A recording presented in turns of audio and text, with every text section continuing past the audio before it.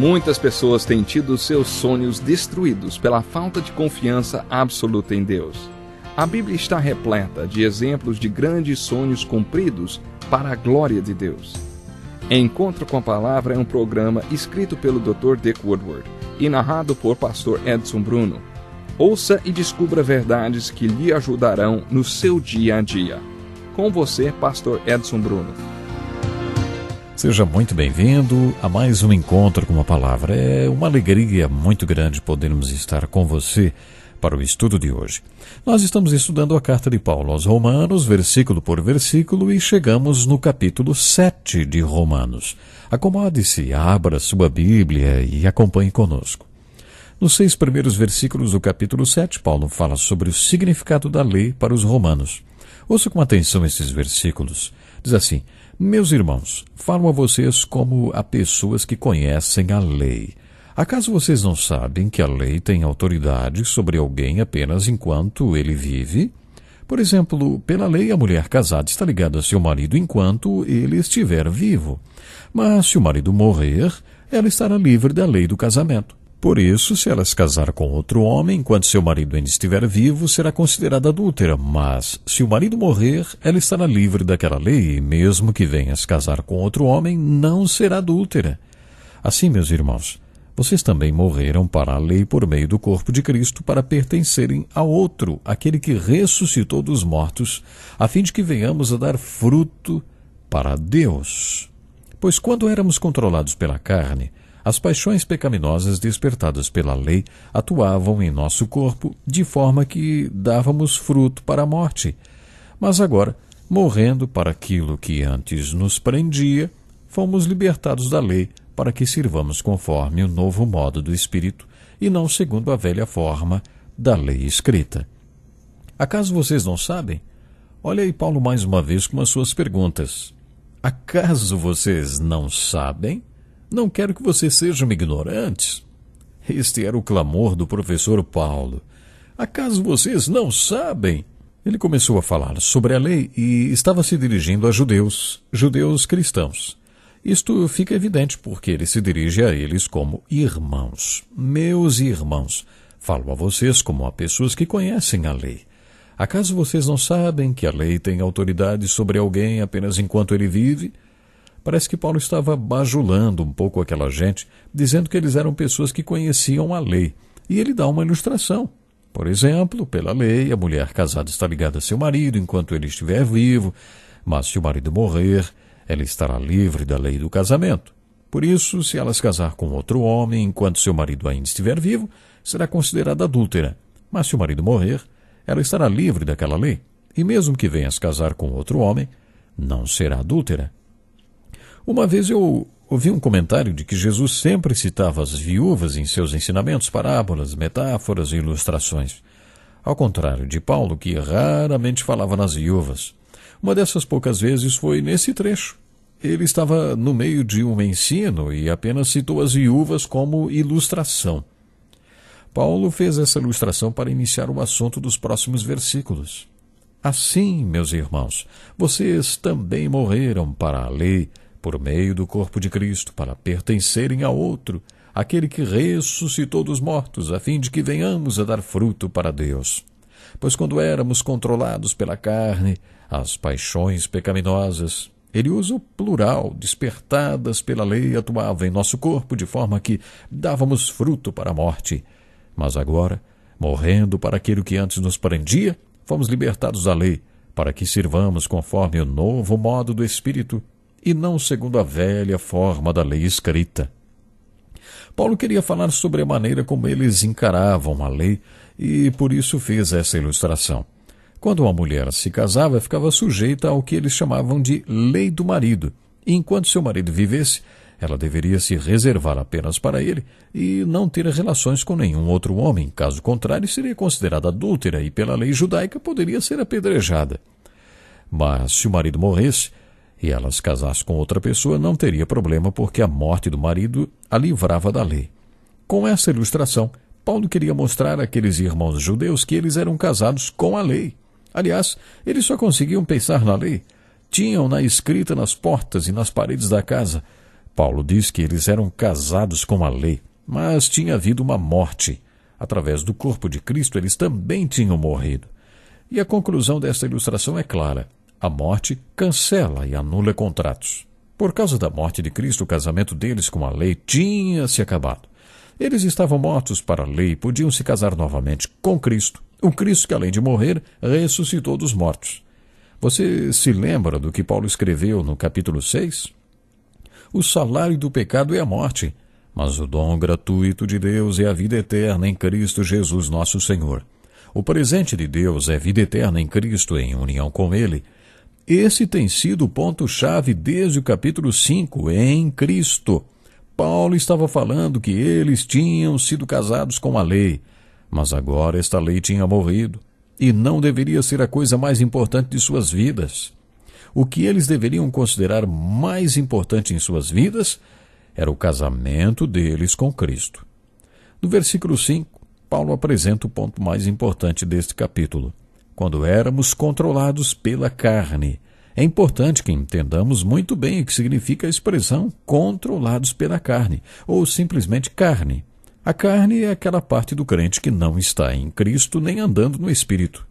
Quando o homem vive do seu próprio jeito, ele está na carne, e qualquer crente é passível disto.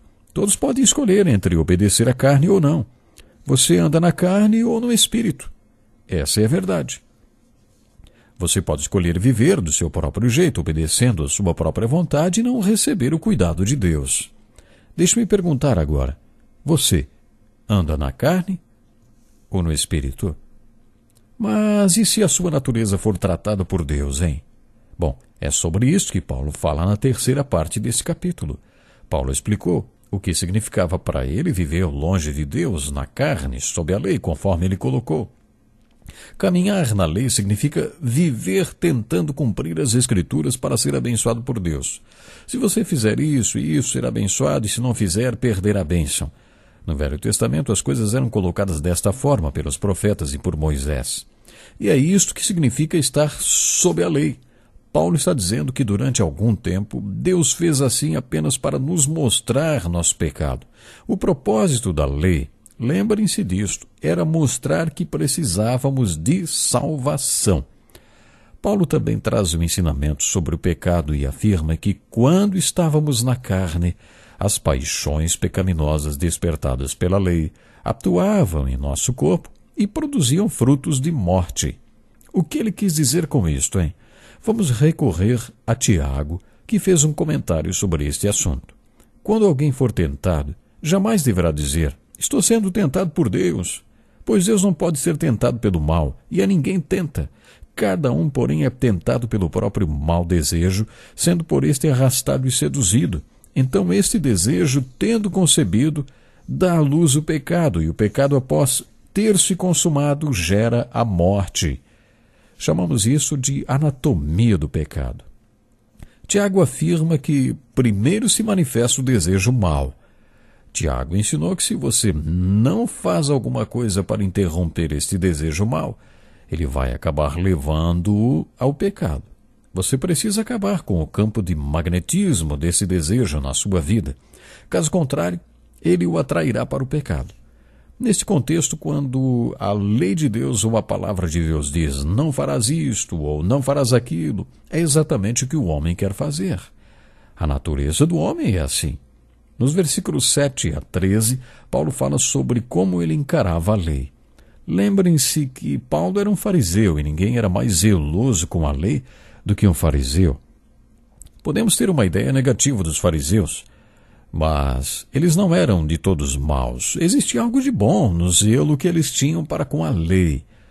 Na sua carta aos Filipenses, capítulo 3, Paulo afirma que era fariseu e, com relação à lei, perseguidor da igreja quanto à justiça que há na lei, irrepreensível. Paulo estava dizendo aos filipenses que realmente entendia a lei e que a cumpriu de maneira exemplar. Ouça a experiência dele com a lei. Que diremos então? A lei é pecado? De maneira nenhuma. De fato, eu não saberia o que é pecado, a não ser por meio da lei. Pois na realidade eu não saberia o que é cobiça se a lei não dissesse não cobiçarás. Mas o pecado, aproveitando a oportunidade dada pelo mandamento, produziu em mim todo tipo de desejo cobiçoso, pois sem a lei o pecado está morto. Antes eu vivia sem a lei, mas quando o mandamento veio, o pecado reviveu e eu morri. Descobri que o próprio mandamento, destinado a produzir vida, na verdade, produziu morte. Pois o pecado, aproveitando a oportunidade dada pelo mandamento, enganou-me e por meio do mandamento me matou. De fato, a lei é santa e o mandamento é santo, justo e bom. E então, o que é bom se tornou em morte para mim? Bom, de maneira nenhuma. Mas para que o pecado se mostrasse como pecado, ele produziu morte em mim por meio do que era bom, de modo que, por meio do mandamento, ele se mostrasse extremamente pecaminoso. O que significa tudo isto que Paulo escreveu? Vamos descobrir. O apóstolo Paulo declarou que em relação à lei de Deus ele era irrepreensível. Mas em uma coisa ele falhou. E sabe qual foi? Não cobiçarás. O que significa cobiçar? Cobiçar é desejar ardentemente alguma coisa que Deus não quer que você tenha. Este é o significado do último mandamento. Jesus e Tiago fizeram comentários sobre o Sermão da Montanha e nos fazem perceber que os três, Paulo, Jesus e Tiago, jogavam no mesmo time. Jesus teve uma palavra sobre a lei muito importante e Paulo passou 3 anos em treinamento intensivo com Jesus no deserto da Arábia. Por isso é provável que Jesus lhe tenha dito isto pessoalmente. Jesus falou que o mais importante a respeito da lei não é simplesmente o seu significado literário, por exemplo, não matarás. Os fariseus achavam que, contanto que eles não matassem um de seus irmãos, estava tudo bem, tudo em paz, o resto eles podiam fazer. Mas Jesus falou: ei, espere aí, não é bem assim. Você costuma ficar com raiva do seu irmão e acaba xingando-o de bobo ou de burro, pois quando você faz isto é como se estivesse assassinando o seu irmão, porque é esse tipo de sentimento que acaba levando ao assassinato. Baseados na lei, os fariseus acreditavam que se não cometessem adultério com uma mulher, estariam obedecendo o segundo mandamento. Mas Jesus falou: ei, também não é bem assim. Se você olhar para uma mulher desejando-a sem conseguir tirá-la da cabeça, estará quebrando o mandamento. O que você acha que leva à desobediência do 7º mandamento, não adulterarás? Como você acha que acontece? Como é a consequência do pecado? Com que sutileza o pecado funciona? Se você realmente não quer quebrar o 7º mandamento, então não cobice nenhuma mulher. Bom, hoje eu tenho que ficar por aqui, mas nós vamos continuar. Até o próximo programa e Deus lhe abençoe. Que lição importantíssima. Obrigado, pastor Edson Bruno. Prezado ouvinte, coloque em prática o que você ouviu aqui. Sem dúvida, sua vida será grandemente abençoada. Este é um estudo escrito pelo Dr. Dick Woodward, na voz do pastor Edson Bruno. Escreva-nos e solicite o material. Nosso endereço é Encontro com a Palavra, Caixa Postal 2011, CEP 89201-970, Joinville, Santa Catarina. Até o nosso próximo encontro com a Palavra.